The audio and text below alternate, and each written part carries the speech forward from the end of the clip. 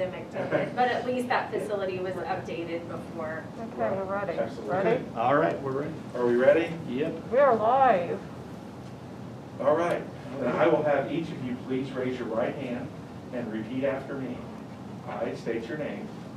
I, Amber Rodebach, Do solemnly swear do solemnly swear that I will support that I will support the Constitution the of the Constitution United States of the United States and the Constitution and the Constitution of the State of Indiana, of the State of Indiana, and that I will and that I will faithfully and impartially faithfully and impartially discharge the duties discharge the duties of the office of the office of Tipton Community School Board of Tipton Community School Board according to the law according to the law and to the best of my ability.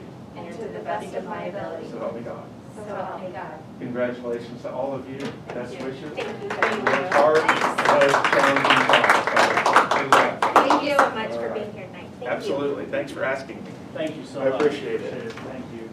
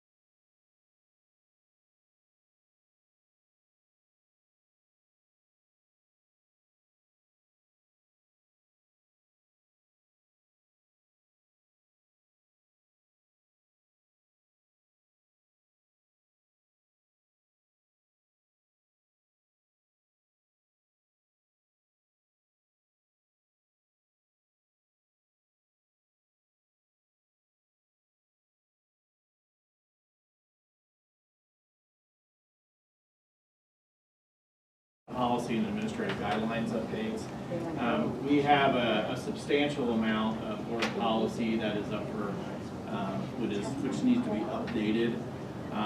This is a lot more than would normally come about, but it is, all of the board policy is related to the last legislative session, and Neola, who assists us in making sure our policy is updated, has made recommendations regarding those policies. Any questions regarding the policy or anything in those areas?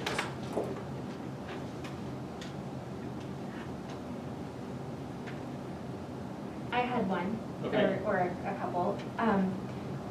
It was specifically about policy number 8462, the child abuse / neglect.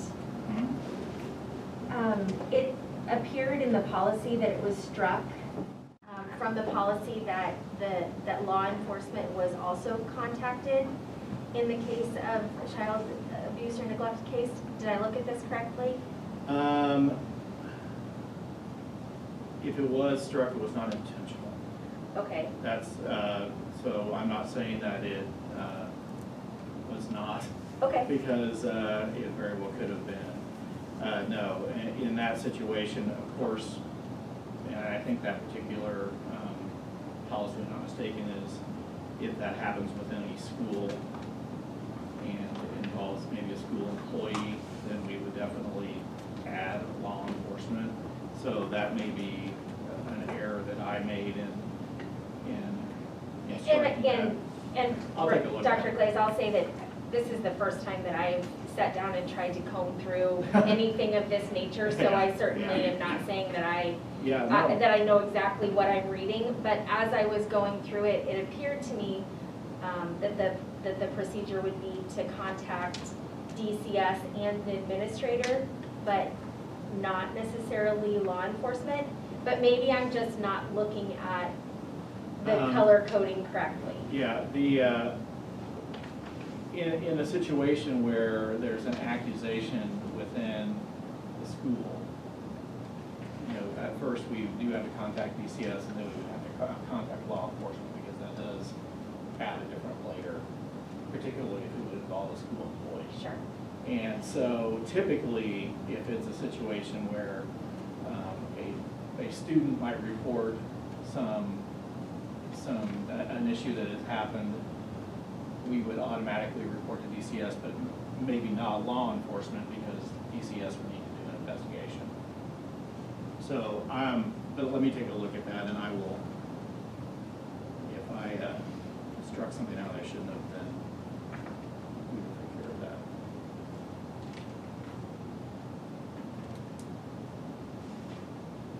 Could you tell me again which policy that was? Sure, I'm it was- sorry, everything's moving a little slow tonight. No, I just got it up on mine, so it's Sure. 8462. And I do see what you're saying, because that appears to me that way too. Yeah. I just didn't catch it.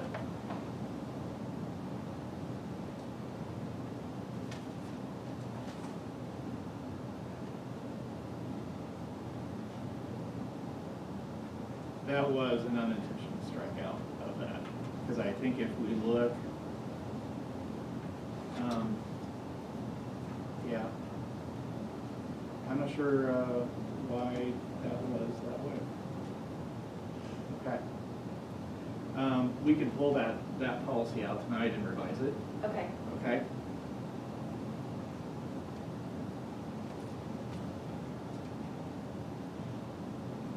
Not that I enjoyed reading all the policies, but I've got another one.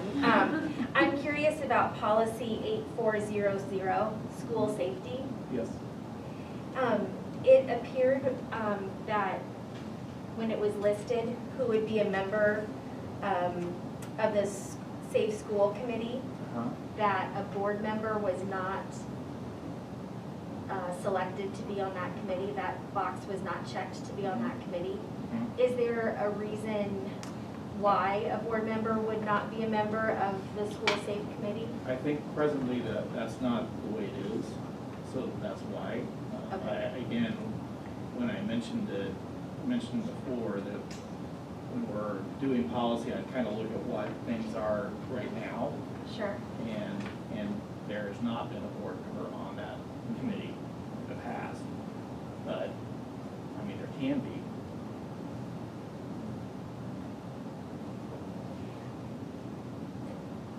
My personally held belief, and I'm one person, is that if a school board member were able to sit on the Safe School Committee, that school board member acts as a voice for constituents, for the community itself. As I look down the list of whom else is on that school safe committee, it seems that all of the people are serving in some capacity. They may also be parents, but not specifically parents or community members. So I might suggest that we consider adding a school board member. That's my opinion. Okay. I agree. I think the more knowledge we can have, the better.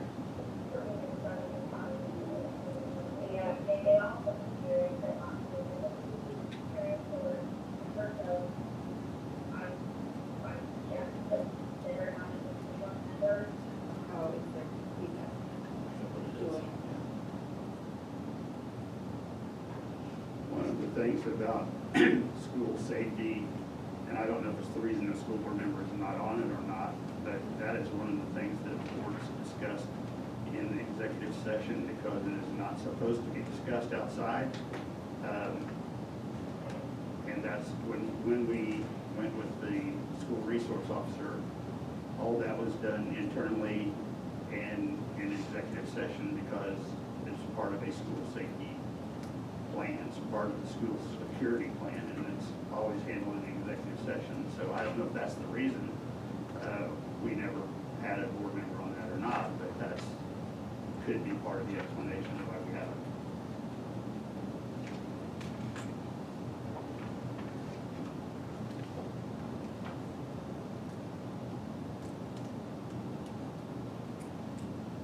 If we think that that is something that we want, then again, we can pull this policy out and revise it.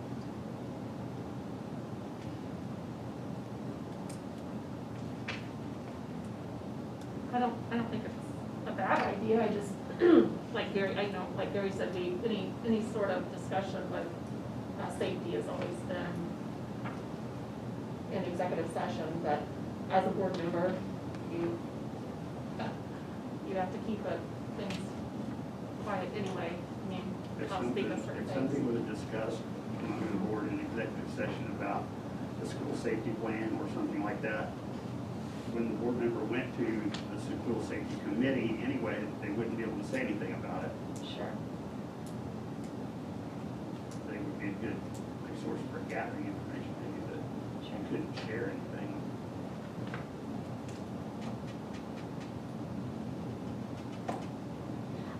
I guess that my thought process just continues to be not necessarily sharing the perspective of the board. I guess that parents view things and see things in a school maybe differently than some of the other people on the list would, or may have anecdotal evidence from, or not evidence necessarily, but anecdotal situations from speaking to their children about things that may bring up additional points in a school safety meeting. And maybe this isn't the right forum, a school safety committee isn't the right forum for it. I'm just curious if it might make sense to add, if not a board member, a community member, or something like that. For another perspective, because as I look down the list and I see school resource officer, local law enforcement, local fire marshal, local emergency medical service, building administrators, and local emergency management agency, I question whether any of those may be a community member or feel that the community has input into the safety of the school. So that, and again, I don't know whether that's the right way to go. I don't know what's the norm across the board, or if there is a reason why it's written this way. And I just am wondering if there's a way that the community could also give some input about school safety. Yeah, but again, I think, kind of really what April and Gary are trying to say is some of the information shared in this is very sensitive. Okay, I understand. Okay. And again, it's not that, there's not going to be anything in there a board member wouldn't already know, Sure. more than likely. So, if we want a board member, that's fine, but I wouldn't feel comfortable. Okay, I understand. I understand the perspective. Yeah, Okay. yeah. I understand the reason behind the policy then. Yeah. Okay. Because, we can talk about that probably in a more of an executive session, but there are certain things that might be discussed in that, again, we just would want it to be Sure. very Understandable. Okay. confidential. Okay. But again, that's not about a board member. I mean, you're welcome, there can be a board member on there, I just wouldn't feel comfortable with a parent necessarily just. Sure. Not that I don't trust the parents, it's not that at all, but just because of the sensitive nature of everything. Okay, understandable. If that's the case, I don't necessarily think that policy, in my view, would need to be pulled to wait. That would be my view. Anybody have anything else, questions other than the first reading of the board policy?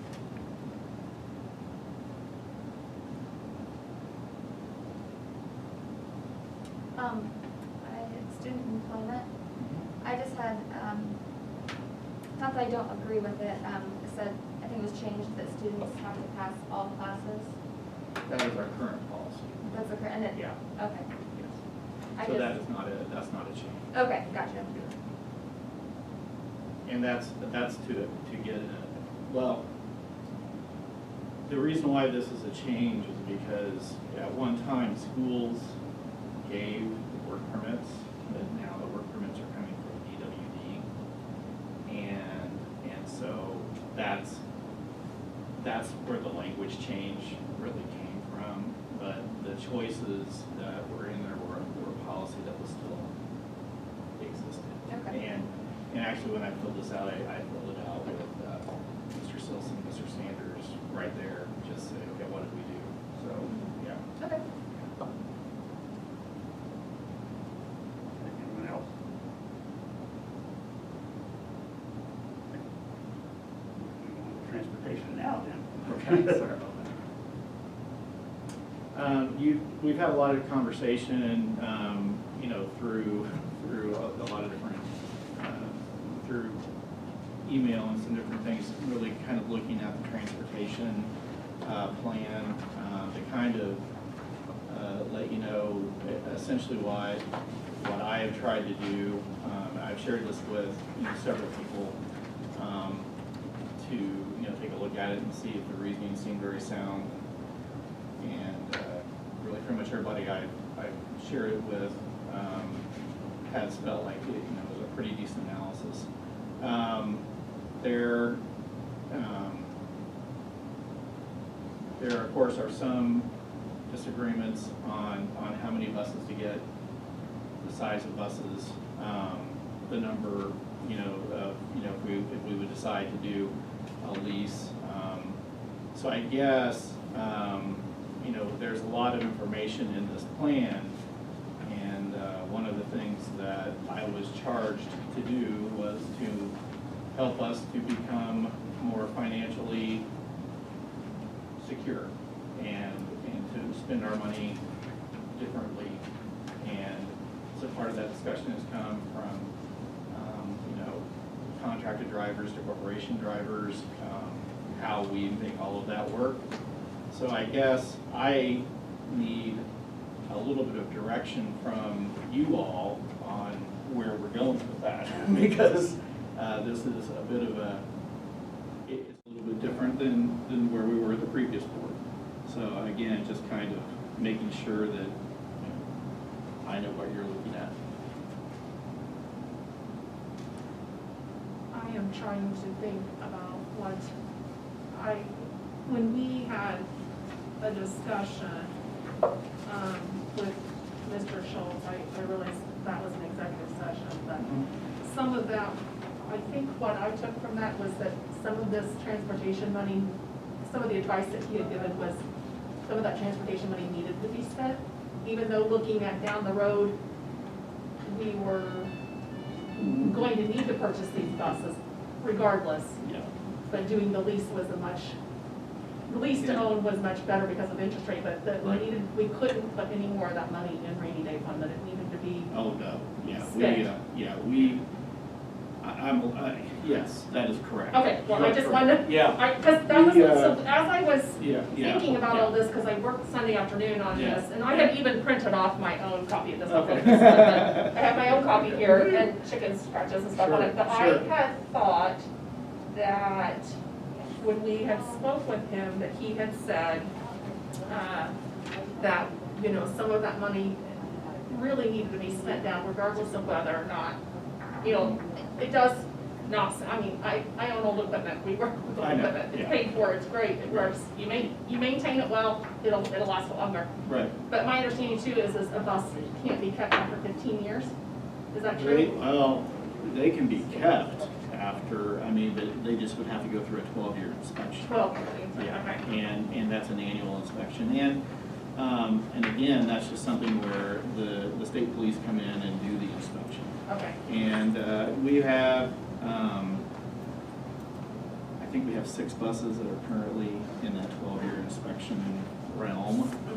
And that's just from my memory, so if that's the wrong number, I right. apologize. Yeah, no, I count, that's what I counted. But I think, so that's kind of, part of this process of looking, the state, even though you can keep a bus longer than 12 years, they really don't like for you to keep a bus longer than 12 years. And we will have a significant number of buses that will be in that realm even beyond this year.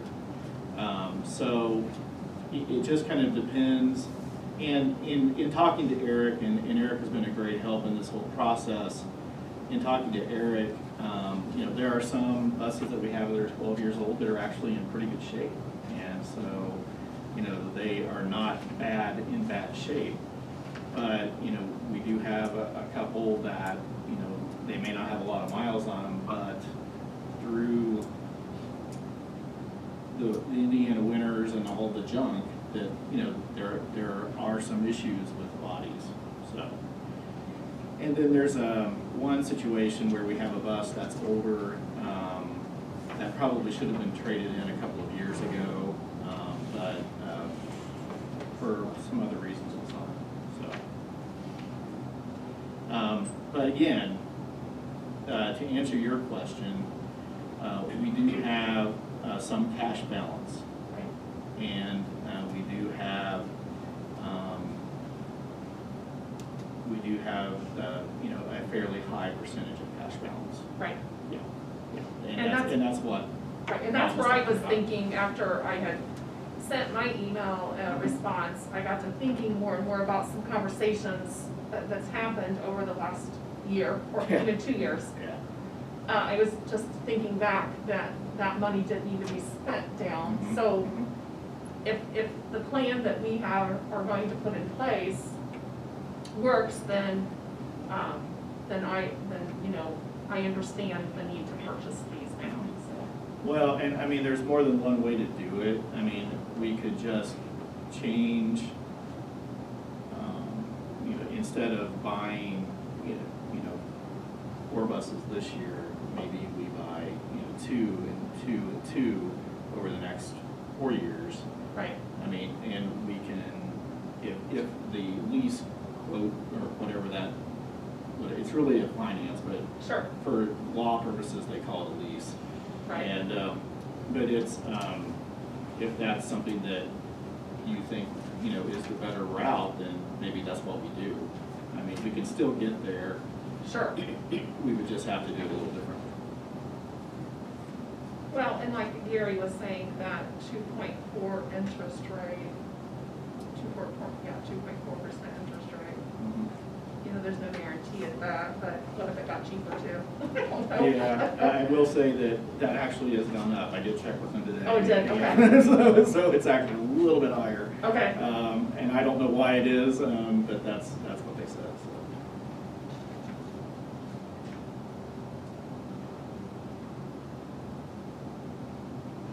I would be curious, Chris and Gary and April, I think that the transportation report and recommendations, from my knowledge that's very based, that's very small, seems very sound, and seems like it was put in place for a good reason. So I would like to know, is it the recommendation of the 3 of you that have all of the background knowledge of the transportation, along working with Dr. Glaze over the past 6 to 8 months?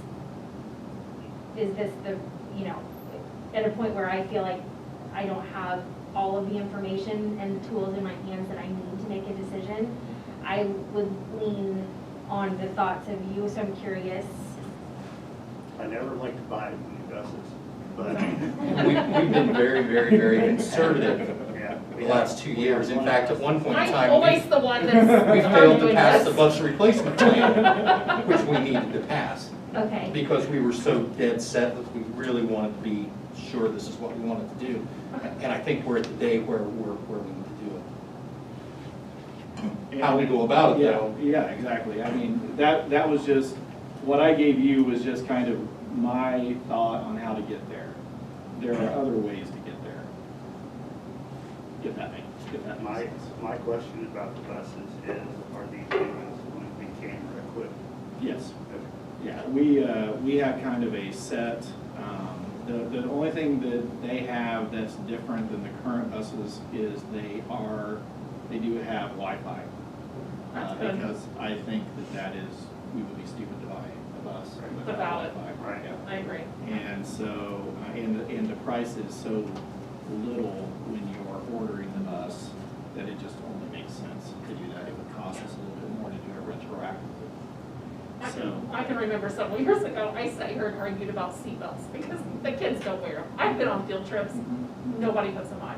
And so I argued the cost of the bus for those seatbelts versus seatbelts. I mean, you know, so I guess with past board members, we have been on so many different transportation discussions, it's just, right, and, but, and I'll tell you, you know, my rationale for going with like a 72 passenger versus like a 78, and 78 is a compromise, and that's why they have that, is, you know, we really, 11 of our 15 buses are 84 passenger.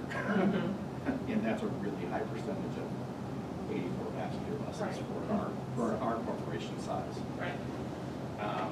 If we literally, we could put 90% of our whole school population on all the, if you're looking at the 84 number, which I know there's, you know, 3 kids on a bus or in a seat, I know that's not, I know it's not practical, everybody does, but that's, if we're looking at it that way, we could put 90% of our enrollment on a bus. You know, and that's why I was looking at the smaller versus the 84 passengers. Again, I think they purchased the 84 passengers with the idea that if they had 84 passengers, they would have fewer routes. Right. And that hasn't happened because we don't have fewer routes than we had when we had 1,700 students. So that's just kind of where we are. And that was my rationale for the smaller buses. So. I still obviously have a concern with just the seatbelts limiting the amount of people. I really do. Yeah. And I don't disagree with you. I don't. But again, I'm a little leery about not doing it since that's what we've been doing. And that's the thing. I don't know if there's any real magic answer there, honestly. And I did, because I thought maybe you might, you know, it does increase the cost of the bus between 8 and 10,000, depending on number of seats you have. So. I knew it wasn't a big number, but I just, you know, when. But it does increase, I'm not, yeah, so I want Yeah. to make sure, yeah. So, just so I get this straight. Okay, Yeah. so bus 44 is a spare. You said we're getting, Yeah. so we just get rid of that, okay? Right, 45 also a spare. yes. Get rid of that. And then we would, the buses that we would replace, and the new ones would go into a route, and we would move others into the spare. To the spare, okay. So, yeah, I just guess, you said we could, you know, redo routes, like if bus 48 who has, you know, 50-some kids, just redo the route if she has, if she does have the seatbelts and she can't accommodate 50 kids, Right. then you just redo the routes. We're gonna have to, no route is gonna look the same. No. I'm gonna be really honest, because we have, one of the routes like you're talking about with 50 kids on it, and literally we have another route with 7. Yeah, no, I understand. I do. And many, it's just, it has not been maintained, and we all know this, and I just, occasionally you just have to take a look and take a breath and see how we can even things out just a little bit, because we are burdening some of our drivers with a super full bus, and then some, it's just a little smaller. And granted, you're always going to have smaller numbers of kids out in the more rural routes. And I anticipate that. We don't want our kids on the bus longer than 45 minutes, period. You know, that would be the absolute worst case scenario. And, you know, so that's what we always, so those county routes will likely always just have smaller populations. And we're willing to accept that because that just makes sense. I don't have a real strong opinion on this simply because I'm not proficient in some of this, being my very first school board meeting. But some of the logic that I do understand is that the state makes it difficult for us to go through inspections on an old bus. I get that. If we've been talking about it for so many years, it seems like it's time to move on something. The seatbelt thing, I understand what you're saying, but in this world right now, it feels like safety just keeps heightening, so I can imagine that the state's gonna put seatbelts on us, and so to not buy them feels like we might be wasting our money to turn around and have to put seatbelts on them. So I really go with the recommendation that you've had. I mean, whether it be 2 or 4, I do think even just as a business, we need, you know, I don't all of a sudden have 8 that we have to replace because we didn't now. I just feel like, you know, moving in that direction seems wise. The Even though it sentiment costs a lot. that you expressed about the seatbelt has been the feeling of the board since I came on the board, was someday the state's gonna say, you've gotta have seatbelts on your buses and you're gonna have to retrofit them. And then we're gonna be stuck with doing it ourselves and. And it probably paying costs that more much than again. $2,000. Right. You could probably just get rid of the bus and buy new ones. Exactly. Make it easier. Right. Yeah. But if we bought a brand new one without the seatbelts, that would be not a good thing to do either, right? I really understand. It's just going from an 84 passenger down to, you're not getting a 72 passenger van or a bus. You're just not. That's just hard for me to Would you feel justify. better with the 78? And I think that would help, yeah. I mean, there's not much of a price difference. Yeah. It's minimal, I mean, Yeah. the broad spectrum of it all, and, you know, so I don't have a problem with that. Yeah, that would make me feel better. I just don't want to tell a bus driver, I get it. we're gonna change your route because we didn't buy a bus big enough for you. And the C2s, that's the bread and butter for Thomas, and that's why they have that really great warranty, and they don't warranty the pushers, the 84 passengers, like they do the C2s. So I think I put that on the C7 last night, but I think that was actually like a Chevy truck. But anyway, but it's a C2. It'll have seatbelts. So, exactly. So anyway, sometimes I get my numbers all turned around, so I apologize for that. You had said, so if they do have seatbelts, they are required to wear them? They, from what I understand, and with, you know, if there are seatbelts on a bus, kids are required to wear them. And Yes. do you know the answer to my question? If they were in a bad wreck and kids got injured and were not wearing seatbelts, what's the ramifications for the school? And who that falls on? I would guess that would not be very pleasant. That's Yeah. That's another concern I Yeah. have, that they don't. And I wear would them. I will have to find out what would happen in that situation. The other side of it is, the one thing that has always concerned me, since we have, you know, several of our buses that have seatbelts and then some of our buses that don't, what if you would end up having an accident with the buses that don't have seatbelts? And then you're saying, well, why don't all the buses have seatbelts? You know what I'm saying? So, I don't know. I am sure there are ramifications in that situation. I'm just not sure exactly what they would be. And I apologize, I didn't forget to answer that. But that's something I can find out and would be interested to know. And and thankfully so, there is such a low percentage of school bus fatalities. Thank God. I think average is maybe, 4 kids and 1 adult over the last few years. And again, I'm not trying to say that. I mean, 1 would be horrible. So, but it's kind of hard to get that data, but I can find out. So.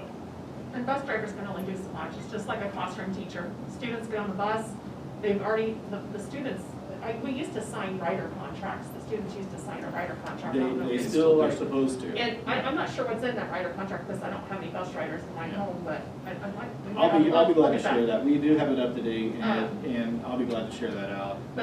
But, you know, one thing to remember is, I guess as a parent, if I was gonna put my kid on a bus, I would tell them to put their seatbelt on, just like I do when I get in the car. Yeah. So, I don't know, I guess as a parent, I think if you want your kid to be in a seatbelt, you tell them to put the seatbelt on, just like you do when you get in a car.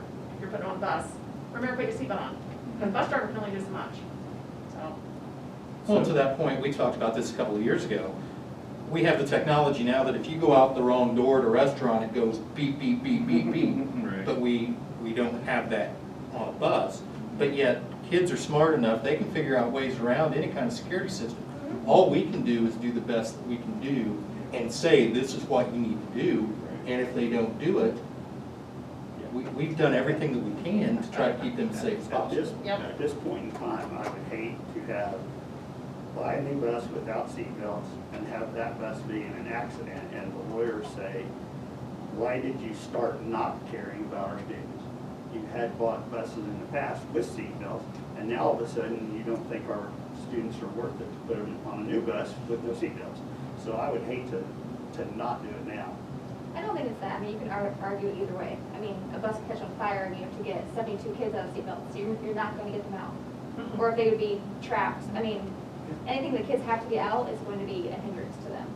But it also would save them in other circumstances. So I mean, it's a. You're right. I Same as driving our own vehicles. Exactly. All I those don't things are- I don't know. So, I reading this correctly, 44, 45, and 60, and then the one activity bus are not to be replaced. we would replace the activity bus.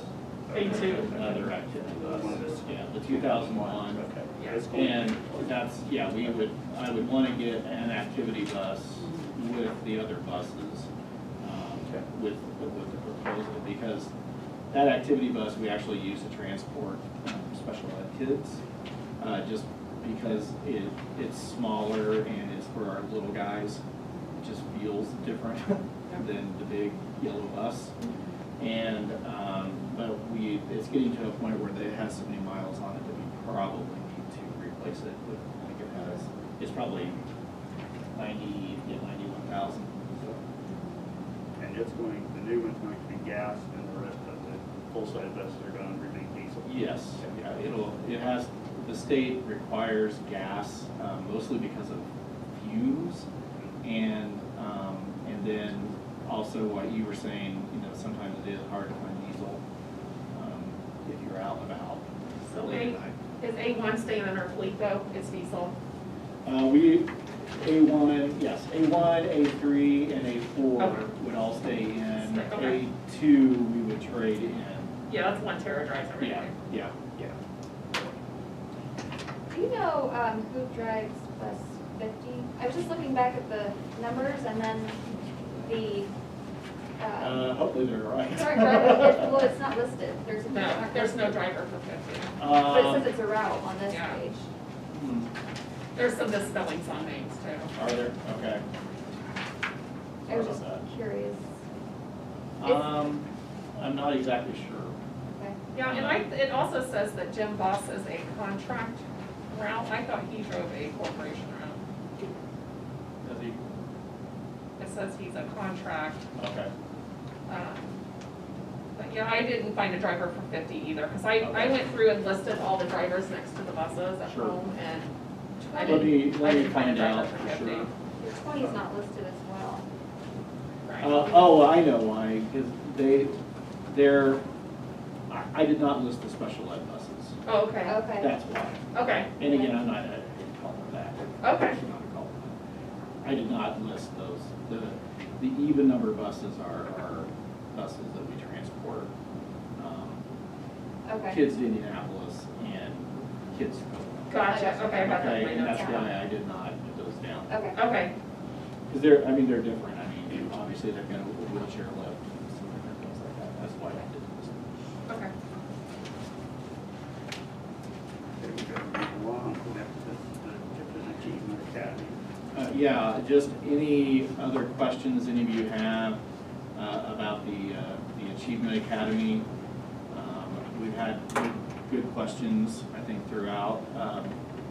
And Amber had some great questions about, the cost of getting some of those rooms up to what we need them to be. And I will have those for you in the February meeting as part of our just summer projects that we intend to do. So I'm going to bring those all to you. They'll be itemized, but you'll be able to see about the cost, how much the cost will be with estimates and such. Any other questions that you have about that specifically? I just want to be sure that I have it right in my thought process. So 30 students will be eligible to participate in that, and each one of those students we will get the ADM rate for each of those students. So we'll get the $7,011 for each of those students. So essentially, this is in the plus column. Yeah. Because according to Mr. Sanders' numbers last year, it was about 31, 32 kids that left, so 30. So it really could be, Yes. a great effort on offense Right. instead of defense. Well, Both, actually, both. Yeah, I think it's a good, our goal is every single kid graduates. Absolutely. And if this is a way to help them get there, then let's do it. And the other thing I really love about it is, if trying to get them to do either a half day at Hines or a half day at the Kokomo Career Center where they can get some kind of career skill as a part of that. Again, I just think that that's just money in the bank for the kid, so. Thank you. Anybody else? Where are the rooms in the high school? Is it just, It's room 163. I'd be glad to take you anytime you want to go take a look at it. It is a very large room, and it used to be where we housed life skills kids, and there actually is a kitchenette in there, and is it a science hallway? Yes, Yeah. but Yeah. go Oh, okay. through past the old weight room. It used to be it was the photo room, Mr. Kane's room when I was in high school. Okay. It's where we did photography, and there's a lab. Oh, and okay. everything there. Okay. it is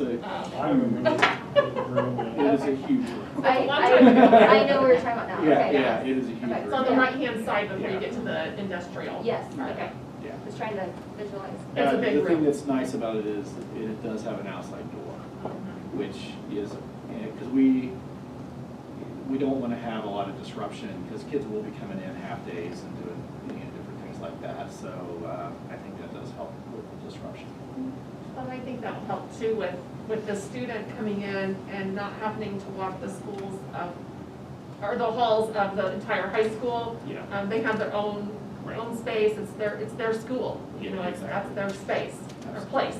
So I think that's important. Absolutely. To a school- establish that. Absolutely, a school within a school. Yeah, exactly. Yeah. I agree. I mean, there still will be a door into the hallway. I mean, they can go into the Yeah. hallway, but it just kind of gives them their own space. And then the room needs to be painted, carpeting needs to be replaced, which we'll probably just replace with a tile or vinyl, actually. But we'll make it look nice. And I think that's important.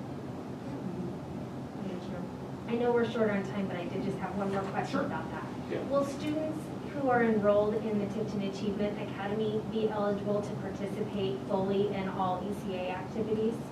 That's something we probably would need to discuss. I don't know. We have had some tentative conversation about that. That's a little dangerous in some ways, but that's probably something we should discuss Just a curiosity before we question. get too far down this road. When we're really trying to work on, getting everything structured and everything really lined up. That's probably something we need to discuss. Yeah, because are they considered a full-time student? Is my question. They really are. So if they are, then I guess I would say if they are considered a full-time student, then they should be able to. But if it's not, then I mean, they would be considered a full-time student, I mean, just like we would with any student that would be going to the Career Center or I mean, they are our full-time students and they are eligible to be a part as long as their grades are good. Right. And so we just probably need to have that conversation, which is a good thing to bring up. Okay. Back to that. Mr. Robertson, we're up. John, thank you, I'm sorry. No problem. Do you want me to just put my sprint or my PowerPoint up there? Or do you want me to put it on the Zoom call? We can put it up, or I can, whatever. Whichever's easier for you. I can run the Zoom or whatever you want to do. No, I can go ahead and just put it up on the board. It's probably Okay. easier. I just didn't know what, I didn't know if we needed to broadcast this to anyone else. I think they'll just want to hear your awesome voice. Well, who doesn't? They're going to hear it when I go to the basketball game in 40 minutes too, so. The voice of the Blue Devils. It's become that, hasn't it? Yes. I just need the airplay code. Okay. Let me make, I don't think AirPlay's up and going. Let's do this, just share it with me. I can share it with you via, it's on Google Slides, so Okay. give me just 1 second. How's everybody doing? I'm great. I'm busy. I'm feeling very busy, but I'm feeling very good. So,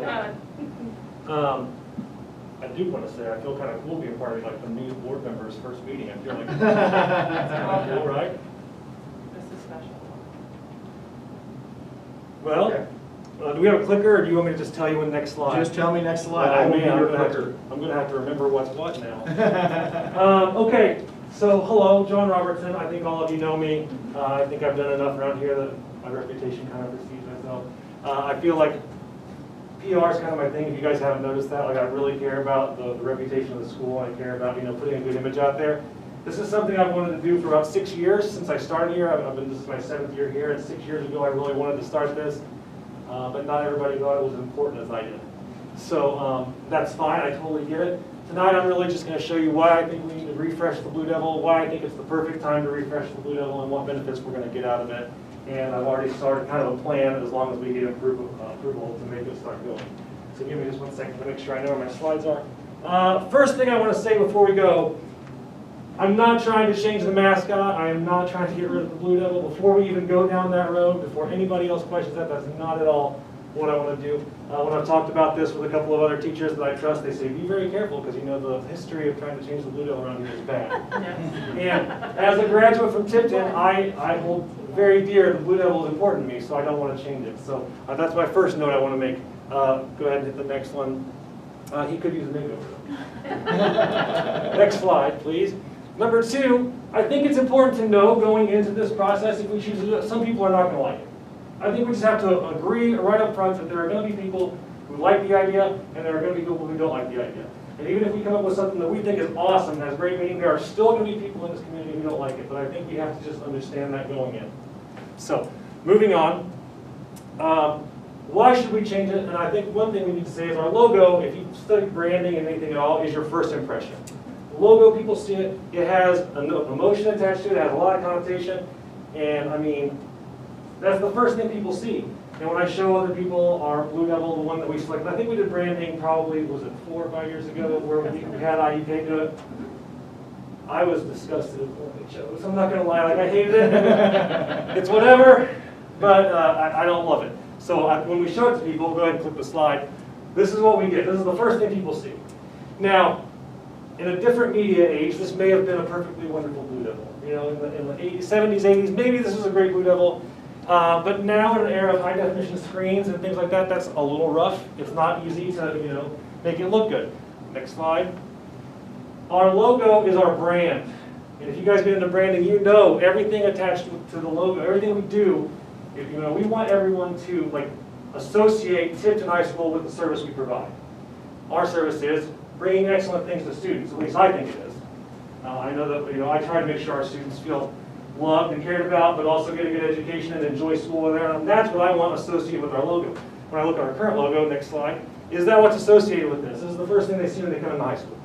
Now, I'm sure someone worked really hard to make this, and God bless, you know, it's nice, but you know, that's not necessarily a modern, up-to-date image when you walk in high school. The word I wrote down in my notes is dated. It's very dated. It's kind of like if this was in your kitchen on tile, you know, and you bought a new house, you would tear that out and put in a new tile right away, right? Let's just be very honest. So that is why I want to go ahead and change, remind you, he could use a makeover. So what I want to do is make a makeover. And a good logo can create excitement. This is the Butler Esports logo. I know you guys know I love esports. I'm sure you all heard that before somewhere. Just on Reddit. Now Reddit, if you've ever been to Reddit, I don't recommend it to you. It is not the most friendly site in the world. But they have some interesting stuff. Somebody just posted the Butler Esports logo. All they did was said, this is our new logo. And it got 126,000 likes just for the logo. It got 2,000 comments of people saying, this is the coolest. I want to buy some gear with that on it just because it's cool. And I agree, I bought a t-shirt with that logo on it because it's awesome. I love the symbolic of, you know, you take the Butler Bulldog, right? But you make it out of controllers that you guys look like. That's super cool. So after I looked at that, I called the guys at Butler, I go, who made that logo? Because I love it, I want to talk to them. And so I found the company that made it also makes the Section 127 out of Indianapolis. They make logos for Pacers Esports, Butler's Esports. If you know anything about the NBA, this is the Pacers City logo jerseys. This was used by Nike for the special edition. And those are three of my favorite logos in the world. I actually bought the Pacers gaming one when I was down there. I have the city jersey. Like, the logo was enough to make me buy clothes because I liked them so much, and they were all three made by the same company. So I called the company. You can go ahead. And there's going to be a few clicks here. I want to go, I called them and I talked to him. I got approval from Mr. Stilson. I got approval from Dr. Glaze. So let's find out how much it would cost to have this awesome company, who are professionals, do our Tipton logo, redo our Blue Devil. They're professionals. They're Indianapolis based, so they're local. They're very, very talented. If you can, I mean, honestly, their stuff is top notch. If you follow this like graphic design at all, they're amazing. And their portfolio is incredibly good. Next slide is going to show you some of the companies they work with. They work with Pacers, they work with Butler, they work with the Big Ten, NCAA. They've done all the March Madness logos for the last like 5 years. IMS, and then Washington Warren Townships. And I want to show you a couple of things from those two because I like what they did with theirs. Go back. Sorry. We would have our own Blue Devil. This would be our Blue Devil. We're not stealing from Duke anymore. We're not taking it from some internet search and say, oh, I like that one, I guess let's use that one. We're going to have our own Blue Devil. We're going to have our own unique identity where we get to tell them what's important to us, what we want the logo to say, and they're going to design it around for us. Well, then we're going to have our own brand. So we're going to have our own Blue Devils. And yes, I put an S on that. Why do I put an S on Blue Devils? Because we're not going to just do one logo. In the meeting with the company, I asked them, I said, what if we decided to do a youthful Blue Devil logo for the elementary school? And then the original conversation was doing one for each school, middle school and a high school logo. But we ended up talking about, and I think middle school, high school kind of has the same, they have the same values, the same mentality. So even the middle school, high school are the same is fine. But I'd like to have them do a younger, more youthful, friendly Blue Devil for the elementary school. So I asked them for a quote, and then we got a quote for both. So this is elementary school at Clearwater, and I want to make sure I have Clearwater's words. They talked to the students and said, what words do you think represent Clearwater Elementary School? And they said, we want our new mascot to be fun, confident, protective, approachable, but powerful. And they went with the Huskies, and they had this. And so they gave them the whole branding chart. They said, here's your, how to put it on just black and white, how to do it on dark, and it's honestly a whole branding sheet. Now, I also want to say, there was some backlash last time we did this. Everybody kind of got mad and said we have to actually use exactly color, hashtag, whatever. I'm not necessarily saying we push for that level of branding, but it's nice to have when you do your logos, having this. So do you guys think this matches fun, confident, protective, approachable, and powerful? Sure. So the other school for Washington Township they did, if you get the next one, is the Lions. And I mean, if you're going to have a lion for an elementary school, that's kind of a friendly lion, right? That's kind of a... They wanted kind, proud, confident, welcoming, and strong. And I think those are 5 great words for an elementary school, and I think that captures that for that school. Now, we could pay somebody $100 and say, make us a Blue Devil, and they could probably do it. But I really think that I go with the buy once, cry once policy, right? You pay the money one time to get the logo that you want, and it has all this meaning in it, and they do all this work for you, and then like, you've got it, and it's yours. So we'll talk about that here in a minute. See what the next slide is. So here's the process if we choose to do this and get approval. First step was get approval to explore it from Mr. Stilson and Dr. Glaze, and we got that. I had a meeting with the company president and a sales rep from the company. I think it was like December 17th, right before break. And what's really funny about that is we were in a conference call, and they didn't know that I got to the conference call before them, so I got to listen to them talk about their stuff. So I was like, well, we did some research. I went to their website, looked at their stuff, and they're like, yeah, they really need to refresh their stuff. And then I was like, hey ladies, how's it going? And they were kind of embarrassed. But I told them, I was like, I agree with you. We need to refresh our stuff. So that's where we are right here. I've met with them. We've got a bid from them on how much it would cost to do it. Once we get permission to proceed, my plan is as follows. I want to make a committee. I want to get people that, I want to have students on it, and I want to have like teachers or staff that graduated from Tipton, because I think they have the most investment in the Blue Devil being cool. So I talked to Kerry Capshaw. I've talked to a couple of students, asked if they'd be interested in doing it. I asked students that I know have a lot of school spirit, because I think that's the ones that have shown that it matters to them. So that would be the next step. We would have that for high school, and then we would talk to some elementary kids, let them be involved in it. Nothing against elementary kids. I think we do, like I would go to the classes and talk to them and ask them what's important to them, but I don't necessarily think we put them in the boardroom with the people and let them necessarily do that work. But we can talk and involve them as much as we need to, because we want them to be proud of their logo also. Once we do that, we would have the company design it. I don't know the timeline on that. I haven't talked with them yet. I'm not sure how long it would take. Then we would have time to revise, because they could send it to us. Since we're paying them, we'd be like, you know, I don't really like this. This doesn't capture what I want. I would like to have a revision until we get what we're happy with. And then what I was talking to Dr. Glaze about today, what I'd like to do is I think once we get it, we keep it secret from everybody. I mean, you guys can see it and everything, but you got to, no pictures, no cell phones, no nothing. And we have a big unveiling event. And I think it'd be a huge thing. We get people, I mean, if we can have people in the building, cool. If not, you know, we do it online somehow. But then we have merchandise available, ready to buy, because right then we can sell a bunch of new merch, and that's going to recoup some of our costs right off the top. People are going to be excited about it. Maybe we do a limited run of like launch or something, like we do, you know, whatever, just to get people hyped and excited about it. So that's the process. Right now is the perfect moment to do this because of a few reasons. One, we've got coronavirus. Maybe you guys have heard about it. It's kind of messed up school. So, What's it called? Coronavirus. Some people claim it originated in China. I don't know. I don't want to necessarily get involved in any of that. It did. Oh, I'm just saying. I don't know. I have no. We've got this almost like natural reset in our school, right? We've got a new superintendent, and we've got some new, like 50% new school board. We've got the opportunity to start something new, start fresh. Also, if we're being honest, there have been a few things in the last 10 years that have happened at our school that may not have been the best thing for our brand. Would you? I mean, we can all agree with that, right? Like, I think we do good stuff in the building, but what do people remember? They remember seeing that Blue Devil on WTHR with the face of somebody who did something awful, or you know, some other bad things.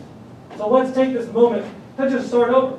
I think it's going to invigorate our teachers if we say, hey, here's our brand. Here's what we want to do. Here's what we want to sell.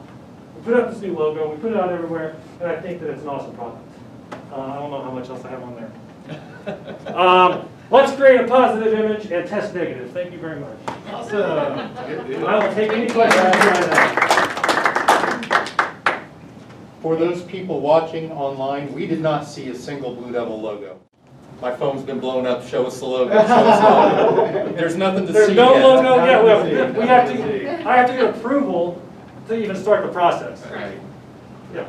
And that would be something that we would, you know, probably talk about, and then maybe next month, you know, give the thumbs up to, you know, look at that. Then I can share what the cost is and how I would try to pay for that.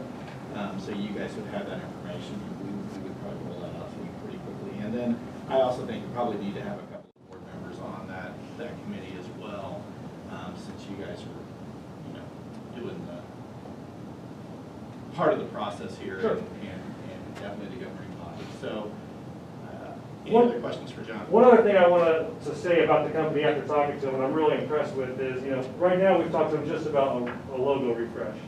But they also do a lot of space redesign. I went down to the Pacers Gaming Esports Center, and oh my God, they did some cool stuff. They've done the Colts locker rooms. They do some really cool stuff. So they've made the floorboards for all the basketball NCAA things. Like, they do all that stuff. So if we get involved with them now, and we decide to do some of that stuff later, like, we can have some like, world-class facilities and art. I mean, I don't know how much I can sell art to you guys, but like, you know, I think it's important. All right. Well, So- I think there's a Tipton connection somewhere in that company too. Is that correct? Yes, actually, that's kind of funny, I forgot, the president of the company, I believe it, she said it was her mother graduated from Tipton High School in like 1968 or 60, maybe, I forget what year, she told me, but she had to look it up. That should be enough for discount. I was just. Now, listen, We're working on that. have you guys done me before? I don't know. I'm working on a little bit of negotiation. Good deal. I don't know whether it'd be better to go, this is just my honest opinion, I mean, obviously, we've got to look at numbers. The price they gave us is pretty reasonable. Sure. I don't know whether it'd be better to negotiate down on the price or try to negotiate a little extra service out of them. Like maybe get a couple other design items thrown in rather than just 2 logos. I mean, I think there's multiple ways we could go with that, but it's kind of that, I couldn't do that aspect of it until I have Dr. Glaze and your all permission to go further. So I think, and I don't mean to speak for John, but if you had questions, you could, of course, email John and ask him, but, you know, it's something just that we need to consider, and I think, again, kind of what John's saying, the timing is right, particularly if we end up doing some renovation and some different things like that within the building, we would have a new logo sitting right there, which would be perfect timing, so. The only thing is, I want to ask, if you guys do it, please let me be involved in it. I was so worried. Kevin was thinking about it a couple of years ago, and I was so afraid he was going to do it on his own and leave me out of it. And I mean, I'm not going to lie, like I'm very invested in this. I've been pushing for it for a while, so I really want to make sure that hopefully you all let me lead the committee on this. Definitely talk about it. All right, hey, thank you very No much. problem. I'm going to go to the basketball game. We'll see you all Okay, later. thank you. The voice of the Blue Devils. Yeah, thank you for doing that. Yes, thank you. You're welcome. My alumni children love hearing your voice. Good. They might make fun of you a little bit, but Sorry, that was a little- Well, Joe has to hear it every day anyway. that's true. Take care, everyone. Thanks, Joe. Thanks, John. Great job. All right, Okay. I guess that advisory committee, want to say something about that? Any questions about the advisory committees? We, you know, I just kind of threw that out. If you have any questions, let me know. I think we have our first one on Monday. Should be all good. Is it? I knew you were gonna ask that. I can't remember what. I have to look. That seems right. Business affairs, yes. I mean, the only question is, I just wondered why you put me on 2. Do you have that high hopes for my level of Well, confidence with me? there's actually going to be, you guys will probably all be on 2, because there'll probably be a couple of others that we're going to create. So Okay. you just got lucky. I was like, wow, you You must just got lucky, yeah. know more about me than I think. That meeting Monday, will that be in person or will we Zoom that like we did last time? We will likely Zoom it. We'll just Okay. kind of wait and see what things look like. Sure. And typically, that's kind of the day of, we make that decision, just because. But my plan right now would be to go ahead and have it in person. I just think they're better in person, but I'll let you know either Sure. way. So, I'm fine either way. yeah. Okay. Work session is adjourned. We want to just, anybody want to take a break or want to just get right into it? All right. I will call the regular monthly school board meeting of Tipton Community School Board of Trustees to order. And I will have Dr. Glaze lead us in the pledge. I pledge allegiance to the flag of the United States of America and to the republic for which it stands, one nation, under God, indivisible, with liberty and justice for all. Thank you, sir. Next is approval of consent agenda items, which include the approval of tonight's agenda, the minutes from the December 8th regular session, December 8th executive session, December 14th special session and public hearing, approval of claims for December 18th, approval of claims, payroll claims for December 21st, January 4th payroll claims, accounts payable claims, the personnel, January 21 personnel report, and I will read that. that after we vote. And the superintendent designee authorized to deliver any notice required to advise an employee that the employee's contract is being considered for non-renewal. The Tipton County Library appointment, which is Cindy Day for a 4-year term. We don't have any overnight field trips to approve. Approval of donations, to accept the donations from Indiana University Health for $2,500 to help fund free snacks and meals for students, particularly benefiting low-income families. Campbell Family Foundation, $8,500 grant for upgrades to the gymnasium and auditorium. Tipton County Foundation, $750 grant to the Special Trust ECA account, and netted chop of $1,000 to THS Bass Anglers Club in memory of her husband, Daniel E. Chop. And she does that every year. So I need a motion to approve the consent agenda items as read. So moved. Second. A motion and a second. All in favor, say aye. Aye.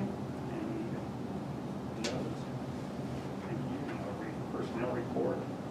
Certified staff, maternity leave. Courtney Jewell is requesting maternity leave from February 1 through the end of the school year. Retirement, Timothy Callaway, vocational ag teacher at Tipton High School, effective at the end of the school year. Catherine Ferguson, art teacher at Tipton High School, effective at the end of the school year.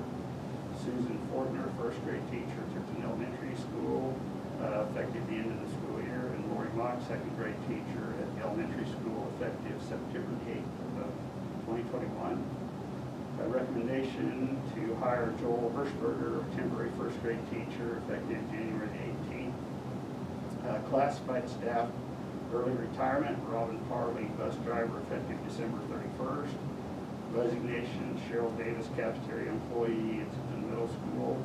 Janice Merrill, cafeteria employee at Tipton High School.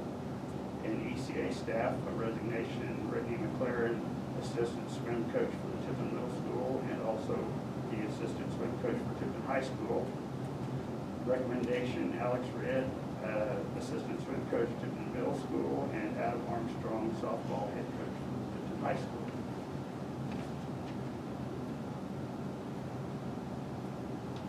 And next is reorganization of the board. So we will need to vote in a new president, vice president, and secretary. So I will open the floor for nominations for president. Nominate Gary Palmer. Second. Anyone else? All in favor of that, say aye. Aye. Any opposed? Next is election of vice president. Do we have any nominations for vice president? I nominate April Oberdorf. Second. Any others? All in favor of April for vice president, say aye. Aye. Opposed? Next is the office of secretary of the board. Have any nominations for the secretary? I nominate Jennifer Hummerhouse. A second. Any other nominations?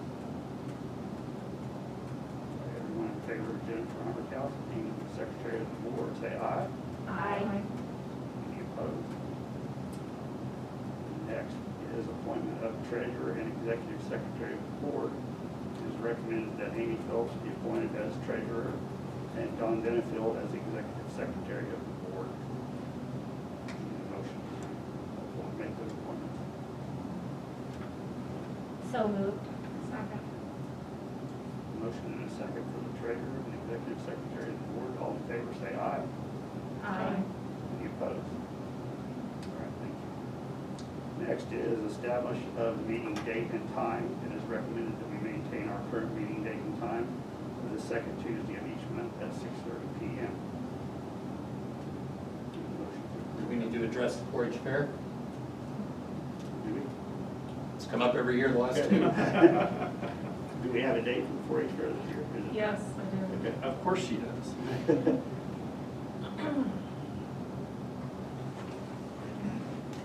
It will be our July 13th meeting. I will not be here. That is the second.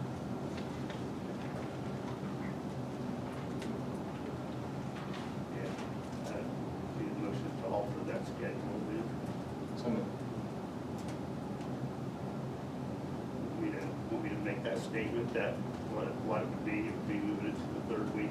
Is that good, April, or you want to move it up? If you move it up, that is the 6th, I think. And it doesn't matter to me, we can either go with the 6th or we can go with the 20th. I support moving it up.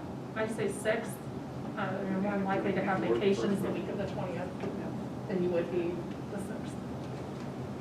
And the established meeting date will be the second Tuesday of each month, with the exception of July, which would be the first Tuesday of the month.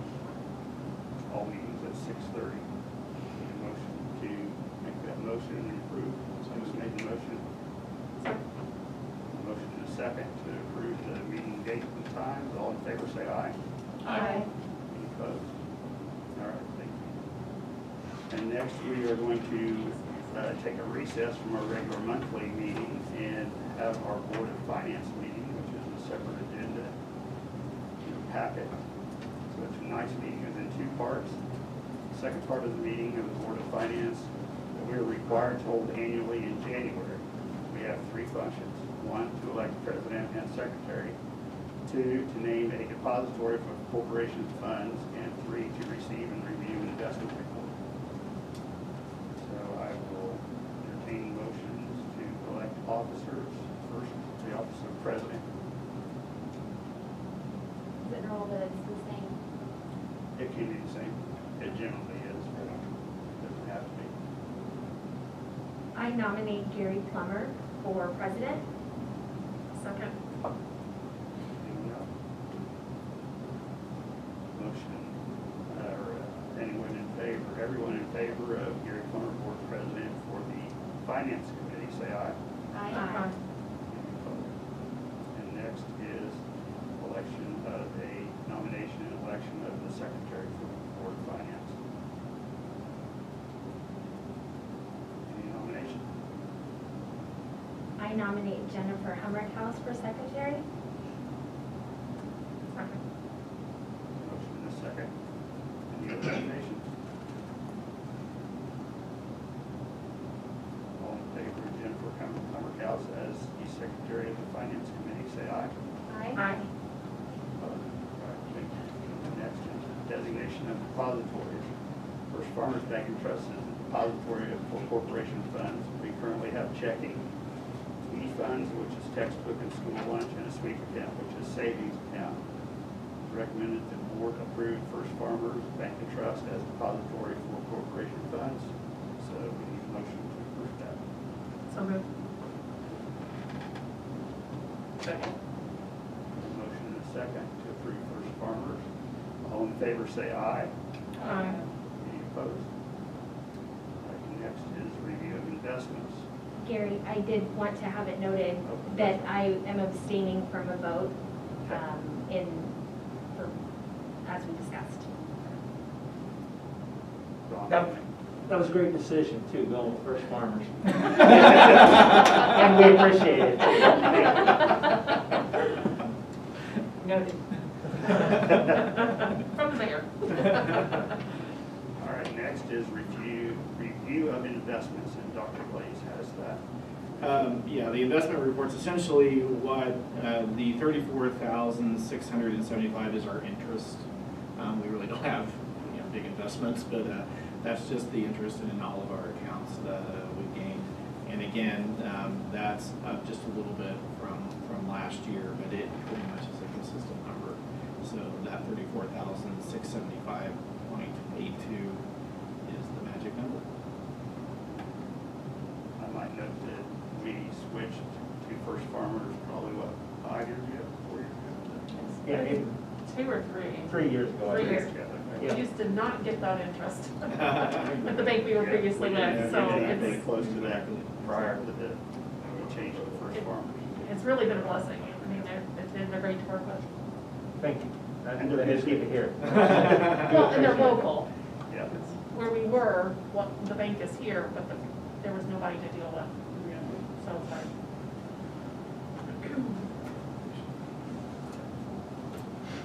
All right, and next is the expenditure revenue projection. What I've attached is Amy Phillips created a kind of a projection of all of our accounts. And so we typically try to do that to try to see if we stay on target, or if we do have larger expenditures or more revenue than what we're anticipating. It's just kind of one of those checks and balances that we try to have. And that would be as of the 30th of December. So hopefully that's helpful to us throughout this process, which you guys all have copies of that, and you will also get that within your monthly reports to kind of see where we are. Additionally, down here to number 6, we have the written report on financial condition of TCSC.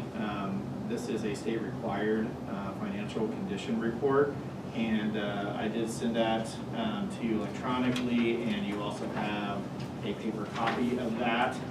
And essentially what happened, we all know and are aware of what's happened to Muncie and what happened to Gary. The state does not like to get in the business of taking over schools. So they established what we call the DUAB. It's the Distressed Unit Appeal Board, and what that does is they compile information using 6 different physical indicators to determine the health of the school district, and to make sure that we are doing what we need to do to maintain our to spend our money wisely, to spend that taxpayer money wisely. We have so far avoided a meeting with the DUAB director. We will likely have one this year because of kind of the situation that we are in, where we do have a nice cash balance, but we are spending more than we're taking in, and that's usually one of those red flags that flies up. They will likely contact us within the next 2 months. Gary and I will meet with them. One of the reasons why I asked Bob Schultz to do the 5-year projection is so we can have a plan, so we actually already have a plan moving forward to talk about how we can get some of our expenses in line and to get more into shape. We are very fortunate that we do have a nice cash balance, and so we are able to make this a very soft landing. We just have to watch every dollar we spend. So essentially what we look at with these different indicators is the first one is essentially our ADM.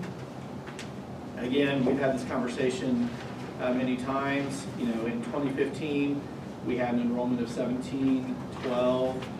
The last ADM we had was 1427. Right now, I would say we're on target to be about the same, which is good because we have had that go down in the second ADM from time to time. So that's good. So hopefully this means that we're stabilizing, maybe even starting to move forward. So that's great. The next part is fund balances. And this one is a really hard one to read because we changed the way the fund balances work at the end of 2019. There were all of these different funds, and now we just have 2 essentially that we keep track of. So there's a lot of there's capital projects in like federal funds, in the general fund, and all these different things that we don't have anymore. Essentially what we have is the education fund and the operational fund, and we do have a rainy day fund that is part of that process, and then we do have our debt service. So we basically went from a lot of different funds to 4, the big ones being the education fund and the operation fund, and then we do have our rainy day fund, which we have a considerable cash balance, and then debt service, paying the mortgage. So Indicator number 3 is annual deficit and surplus. You will notice that the numbers come down quite a bit in 18 and 19. Essentially, what's happened in those situations is we've had raises that have gone into effect over the last couple of years, which have had an impact on our cash balance.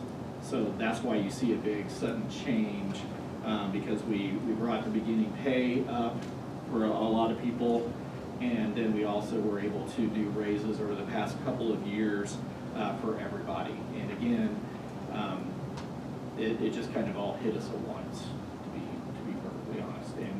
And Bob discussed that with you guys, kind of how that worked. So that is on paper why it looks like it does, okay? And then fund percentages of expenditures. So again, what helps us in this is we do have a large cash balance, so we don't look bad, I'll be really honest. When you take out the cash balances, it's not so pleasant, but with the cash balances, it looks pretty good. Again, our idea is, we want to have a soft landing. We want to do the things the right way, and we want to make sure that we are spending money wisely, and that's why we're having a lot of these discussions that we've been having.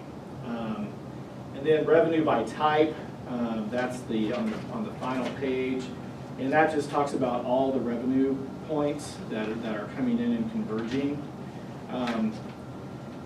You do see a bit of a jump in 2017, and that is essentially, I'm going to look back here and see if I can remember.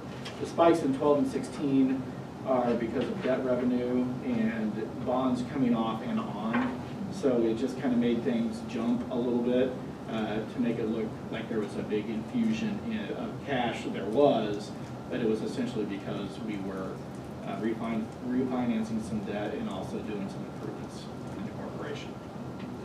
We do not at this point have an operating referendum, so that is blank.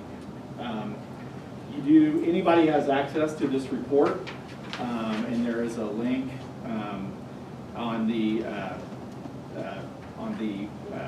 local finance board. I'm saying that wrong. As soon as I said that, I knew I was saying it wrong. Oh my goodness. Thank you. It's on a website, but anyway, it's not on this website. I'm sorry. Gateway? Yes, it's on Gateway. Yes, but there's a link on Gateway that anybody can get to take a look at this, and it is just a straight-ahead PDF report. It's all public knowledge. So, do you guys have any questions over that? It's a lot of crazy, but still important.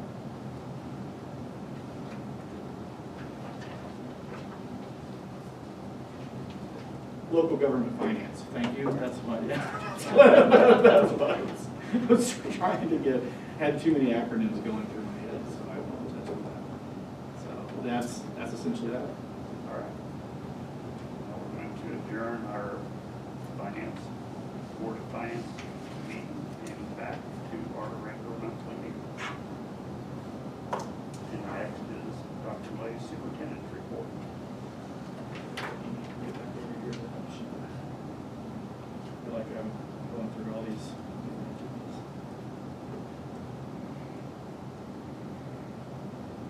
Well, you might notice that Mayor Tom is here, and we appreciate him coming in.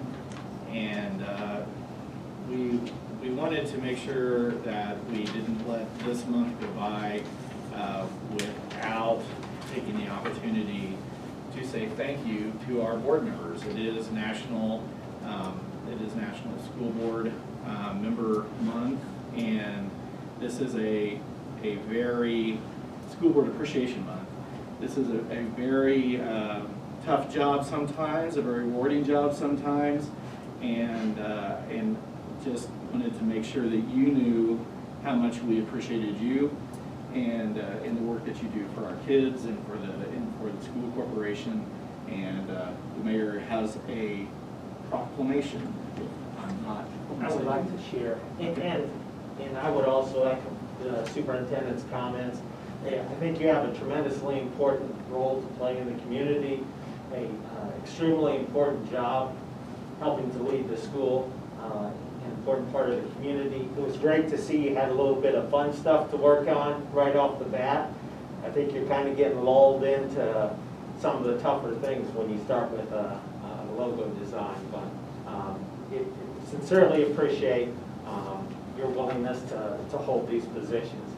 And with that, I'd like to read a proclamation, School Board Recognition Month proclamation. Whereas the mission of public schools is to meet the diverse educational needs of all children and to empower them to become competent, productive contributors to a democratic society and an ever-changing world. Whereas local school board members are committed to children and believe that all children can be successful learners and that the best education is tailored to the individual needs of the child. Whereas local school board members work closely with parents, educational professionals, and other community members to create the educational vision we want for our students. Whereas local school board members are responsible for ensuring the structure that provides a solid foundation for our school system. Whereas local school board members are strong advocates for public education and are responsible for communicating the needs of the school district to the public and the public's expectations to the district.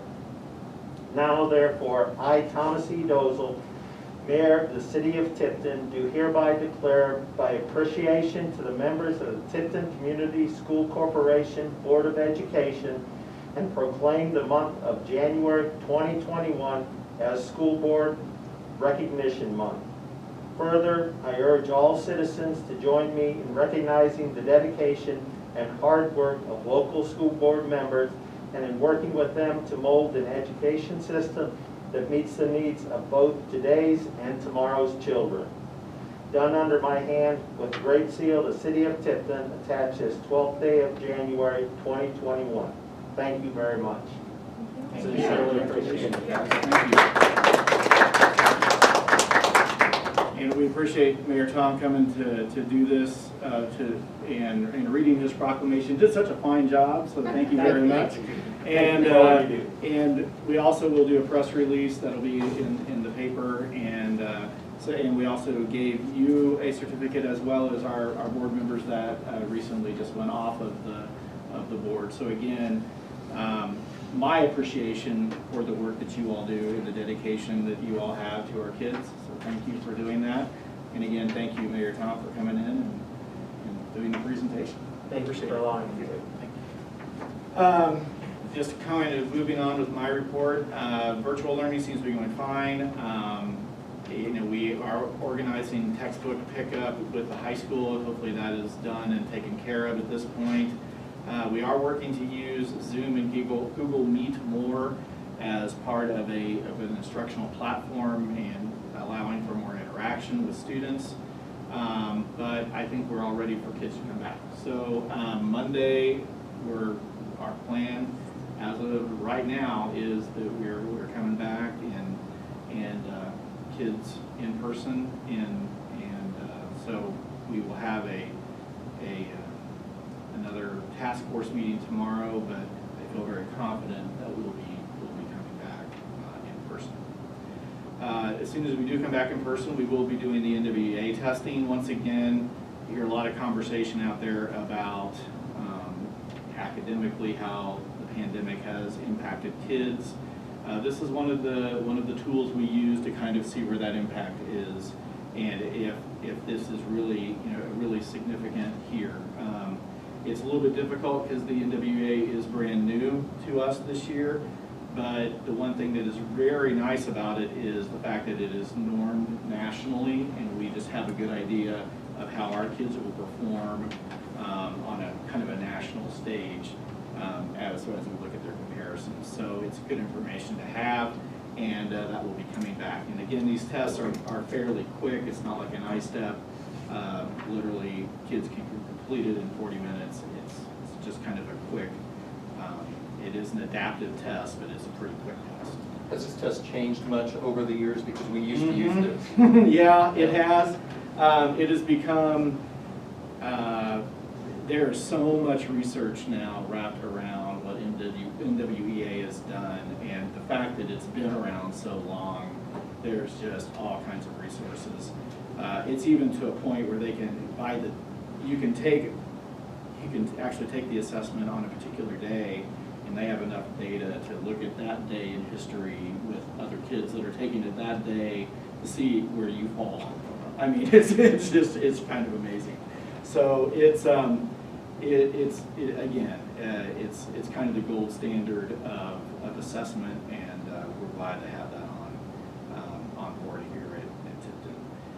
PLTW, we were successful in getting a grant, and this will pay for training for a high school teacher to take the Computer Science Essentials course that we will be offering at the high school next year. So we're very excited to get on the bandwagon with computer science. We are part of the plan with Dr. McCormick before she left was by next year we would have a K-12 computer science curriculum. We are set to hit that goal. So with some different things that we're looking at doing next year. So more information will come out about that later. But we're excited to get the computer science happening at the high school to fulfill that requirement. We at least have to have one class of computer science at the high school level. I think the live streaming has gone well, and John was great to come in here and do his thing. He has taken that on, and he just does a terrific job. I mean, he really does. And I know we've had some guest helpers come in and run the camera and do some different things like that. So we appreciate everybody that's volunteered to make that happen. And even though we can't have very big crowds at the games, it's kind of nice that we're able to do the video streaming. I did want to mention the reappointment of Cindy Day to the Tipton County Public Library Board. We're pleased that she's willing to take on another 4 years on that post. And I had the great opportunity over break to meet with Jason Smith, who has donated a considerable amount of money to our weight room. And it was just really great. We spent a couple of hours together just talking about Tipton and talking about all the great things that we know can and will happen here and have happened here. So it was just great to talk to him, and I certainly appreciate his willingness to give back to his alma mater, and you will be processing that donation next month. So that's all I got. Next on the agenda is department reports that you guys have had a chance to look over. Facilities and Transportation, Mr. Westall, Student Services, Mr. Clark, Food Services, Mr. Crow, and Technologies, Mr. Gingrich. None of the gentlemen are here, but if you have any questions, Dr. Glaze might be able to answer, or I might be able to answer them. I was just curious, the Director of Student Services, Yeah. and the grants for high ability and assessments. Do we have any data since, I don't know how long we've had high ability, but do we have any data showing that it's good or it's? Well, we Like do. how the students do We do. literally? One of the markers that we would use would be iLearn. And since we did have iLearn last year, and it was iLearn's first year, 2 years ago, that would be one of the indicators we would use, because the federal government tells us that we need to have 3 tiers of passing, or 3 tiers. We have the do not pass, pass, and then pass plus. And so the pass plus level would be what we would look at to kind of see how our high ability kids are doing. We can also track that through NWEA. So one thing we'll be able to do is to look at the students that are in the high ability programming and disaggregate them from the NWEA data and just kind of see how they're progressing and how they're progressing with other kids that are in that gifted area around the state and the country. So that would be one of the indicators that we would use. We will have more of that after we have this middle of year assessment. So I'll be glad to share that with the board. I'm just curious too, just long-term, like what, you know, if there's a senior and they have retiability in elementary, just, is there a correlation of, that they, you know, go to a better college, or they get better test scores, or just, is that, is it That's an excellent question. just a, I don't know. I mean, that was something, maybe something that Shane can look up for us. I'm not exactly sure, just, you know, only being here this amount of time, I'm not exactly sure if we have any kind of a matrix like that, but it would be interesting to look I at. was just curious. No, that's a great question. We did a few years ago. It's been a while though, hasn't it, Gary? Yeah. That we went through that with renaming that down at the elementary. Yeah. We renamed that department, and it used to be called Alpha. Right. So we went through that, so there should be some stuff somewhere around here on that, but like I said, it would be old, but it would be helpful, but I can remember going through that and thinking, we was looking at like the kids that were top 10 and things like that in graduation, and looking at that data, and I remember it being kind of shocking though, actually, because some of those kids didn't necessarily continue on with high ability through, because middle school doesn't have a lot to offer with high ability. So you go from 3 grades in elementary school with high ability, and then really only 2 classes in the middle school, and then you have more offerings in high school. And so we did look at that. No, And the middle school does have more now. More now, yes, Yeah. yeah. They didn't when my kids were there. That's just math and Years English. ago, Ms. McDowell wanted to see the correlation between those that were in the Alpha program and those that were in the top 10 graduating senior class.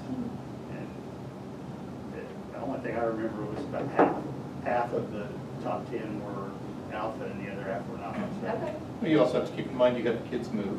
yes. You have kids who refuse to go into the program. Right. There's lots of variables that you have to look at. It's Right. not just, Right. here it is. And one of the things that is different too is the state requires us to evaluate kids for giftedness in kindergarten, 3rd, 5th, or 6th, something like that. So I always question why they even would look at kindergarten. That's hard. They Yes. do. Anyway, you know, again, I think kindergarten probably measures if they've been read to or not, essentially. I mean, honestly, if kids going to do better in that, you know, when they're taking that test. But this is just Ryan's personal opinion.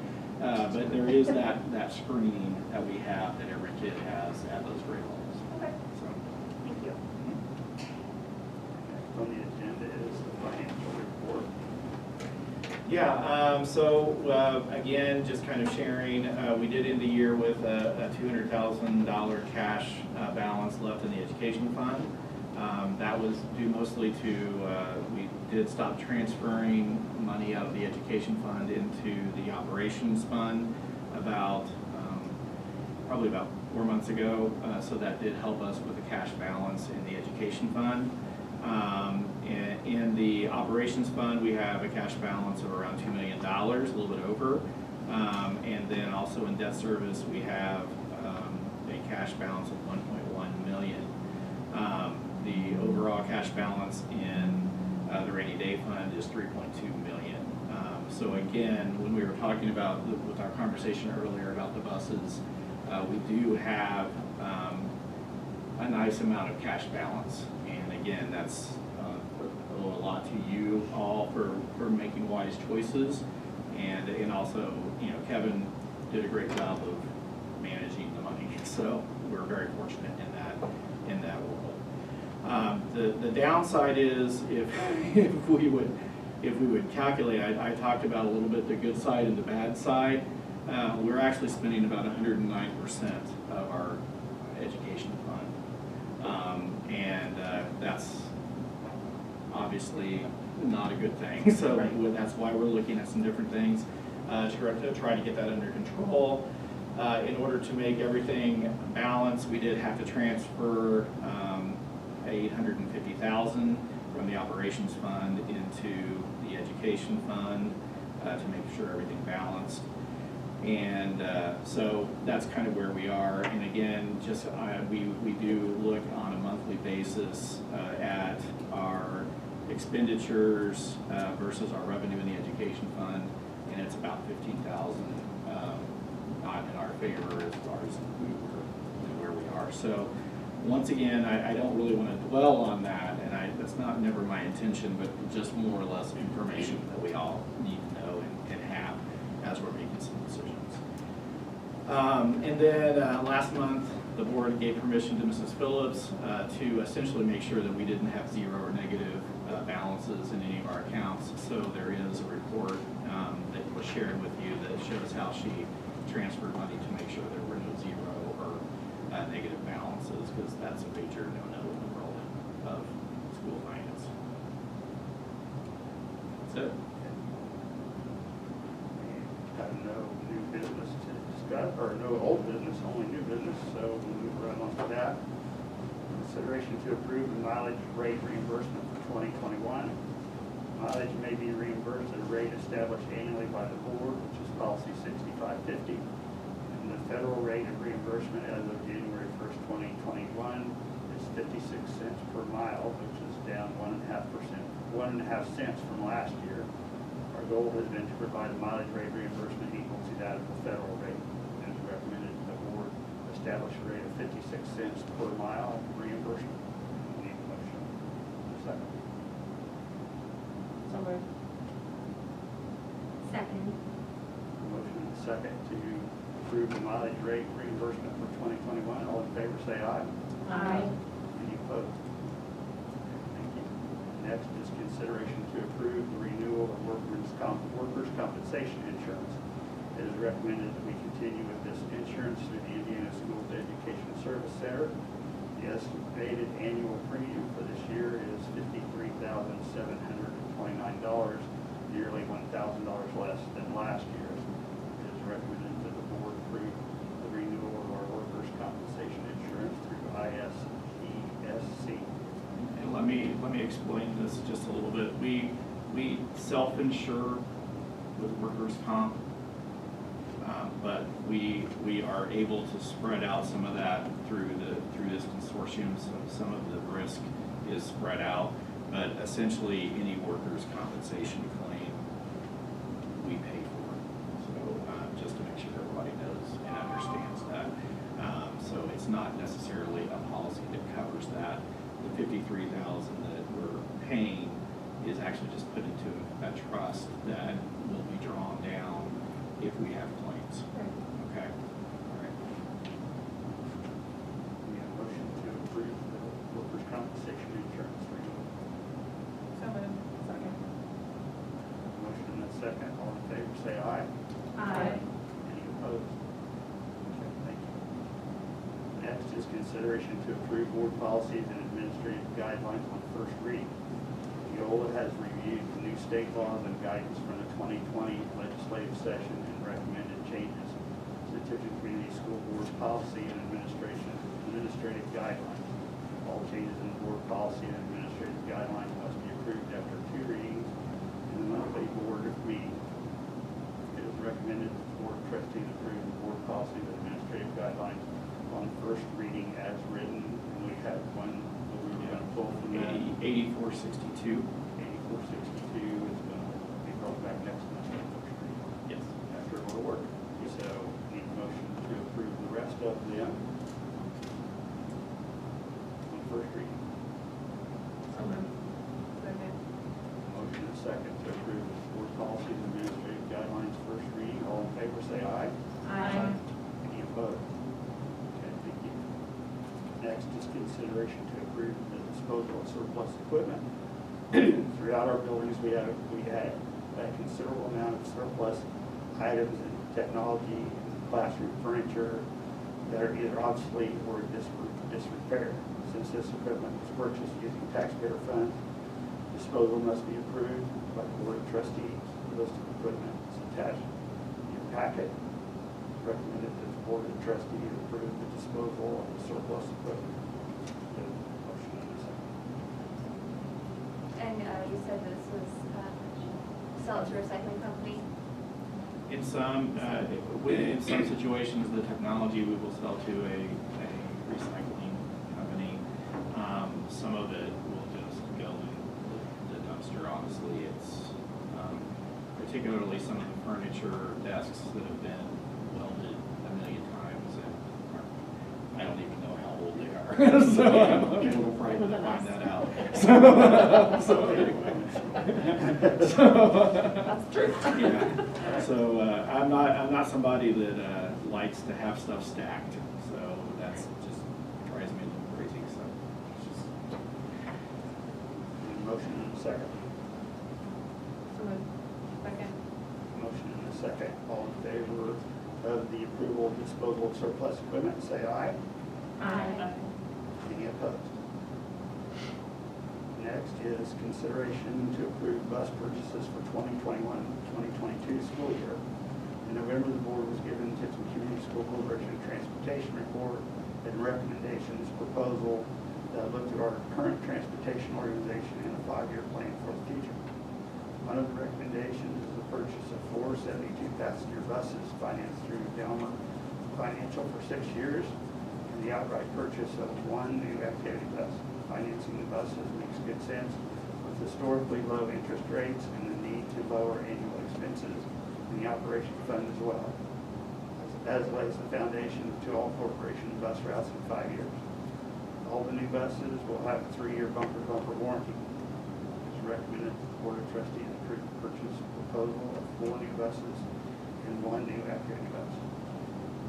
And that proposal can be changed. So if there's something that you would want to have that would be different than what the proposal was, then that would be totally fine.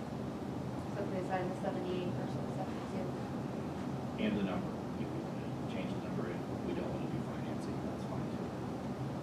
We can change that at a later time. I'd like, if we can order the buses, I'd like to get them ordered this month. But we can definitely change that number, or we can table it. And it just means that we would start the year with new buses, so that they would probably come in about a month after school starts. So it really is, you have a lot of options there. We can table it, we can have a new proposal that you could make in a motion, or What was the interest rate that you got today? Do you remember? it's 3.2%. And you are correct, we do have the cash balance, we Right. can cover it. I mean, it's not going to be burdensome. You mean to purchase them outright rather than lease them? If we decided to purchase 2 outright plus the activity bus, we have the cash balance, that we could do that. We probably don't have the cash balance to buy 4.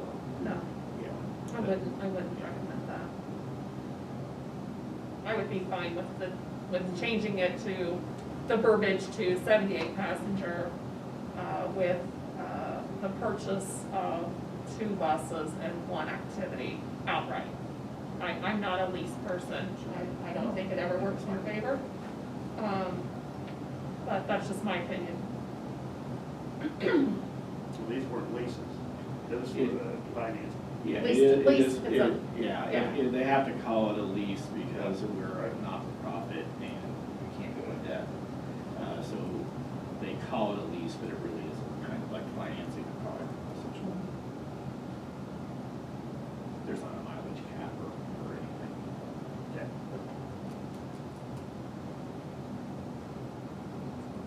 Somebody want to make the motion to do that, or are we going to? So your recommendation is switch it to 78 and just do 2 in 1 activity bus, or do 4, but 2 we go ahead and pay all up front, and then 2 that we do on payment plan? Is that what you're saying? I think just 2. Just 2 in general? 78 passenger buses. I was proposed, if I was to say, I would suggest 2 78 passenger buses and 1 activity bus.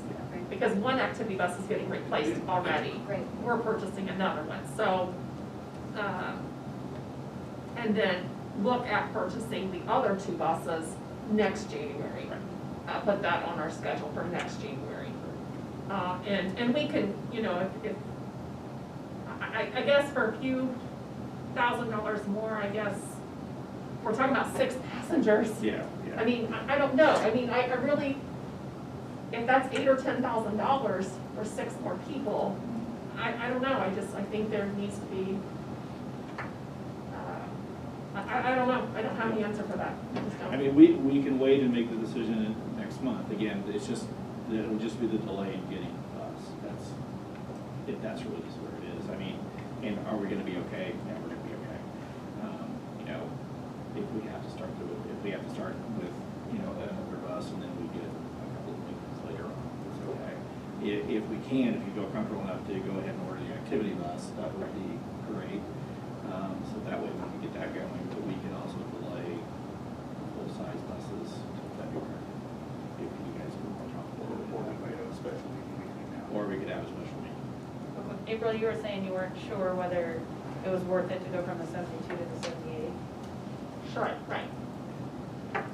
Because, without the figure in front of me, he said it could be $8,000 or $10,000. I mean, Yeah, I can give you, Or 10,000 more for that. I can give you the exact number. For 72, it is. Here to scroll. And it's horizontal, right? Yeah, which is not helpful. I totally reading it too. Exactly. 72 is 100,000 for 42, and then And then it was what? 1,000. 100,000 for 42, Yeah. and then the 78 is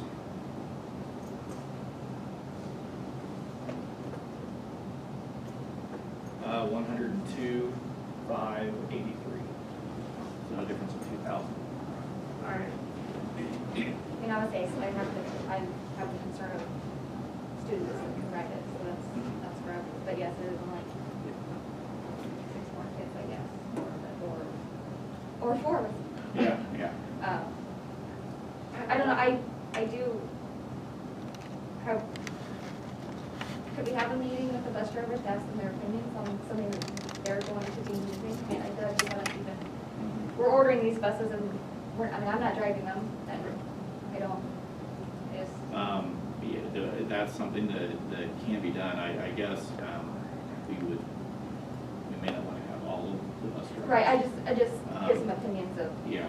so. I mean, that's something that can be done. It just depends on whether you know, that may delay things a little bit, but that's up to you.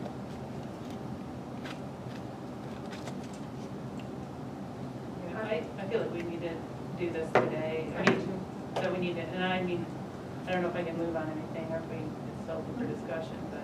It's still, I think we're. Okay. I'm very comfortable with the idea of purchasing the activity bus. So for that portion of what we're discussing, I think that a lot of work long before I was sitting in this seat has gone into developing this plan. And I would look to the leadership who's put the work in and take that recommendation. I agree. We discuss this every January. We buy buses every January, and we go through this. But I'm going to go ahead and make a motion that we purchase 2 78 passenger buses and 1 activity bus.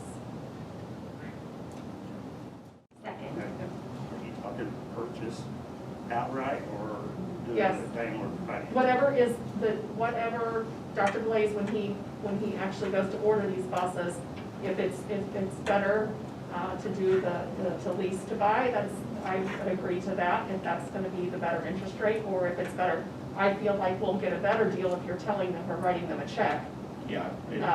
They might even knock some off of that price when you're paying cash for something. So in those negotiations, I'm trusting that you will negotiate that, because you can negotiate a price on a new purchase if you're willing to pay cash, you've got the cash in hand versus financing it. You should get a better deal. Okay, so the motion on the table is to purchase 2 78 passenger buses and 1 new activity bus. And April's made that motion, we need a second. Second. Okay, motion and a second. All in favor of the purchase of the buses,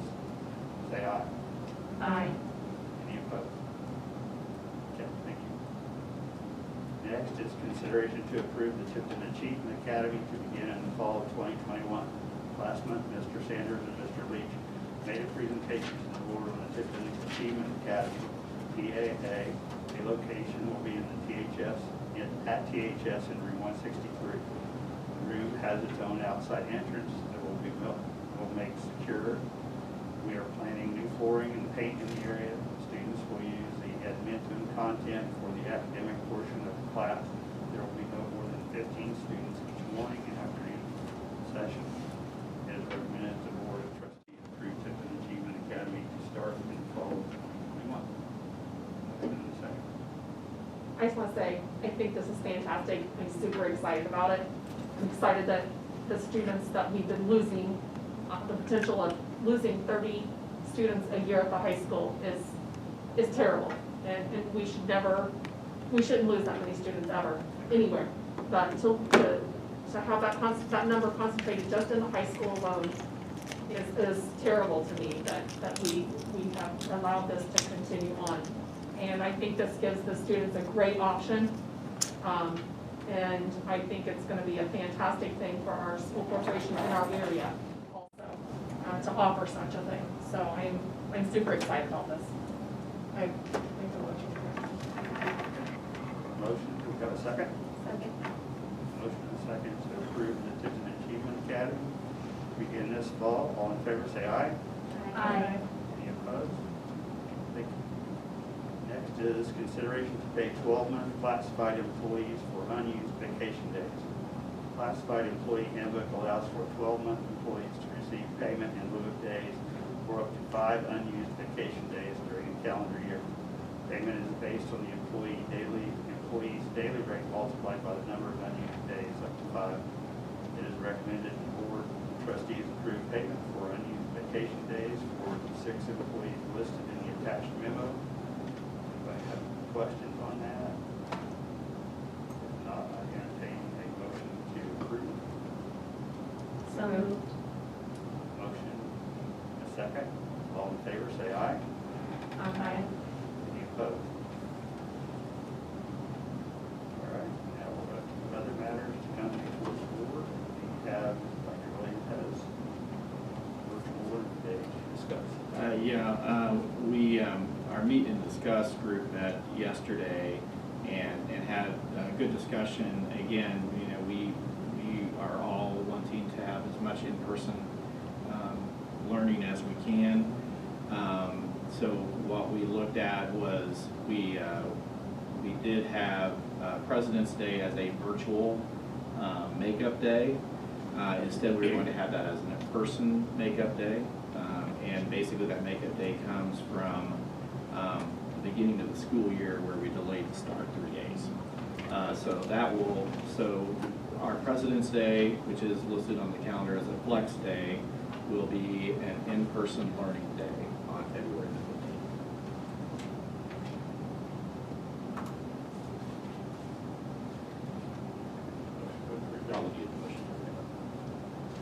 Motion to approve that change calendar.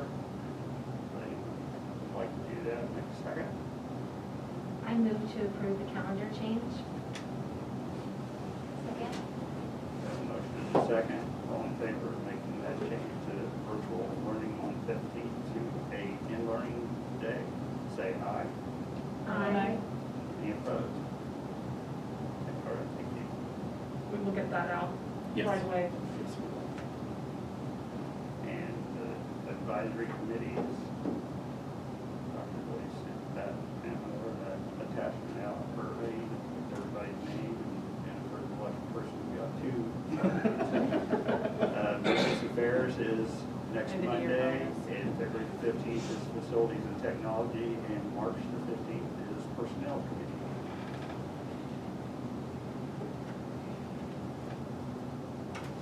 Coming up on Monday, students return to in-person learning. And Greenhouse Committee meets on January the 26th.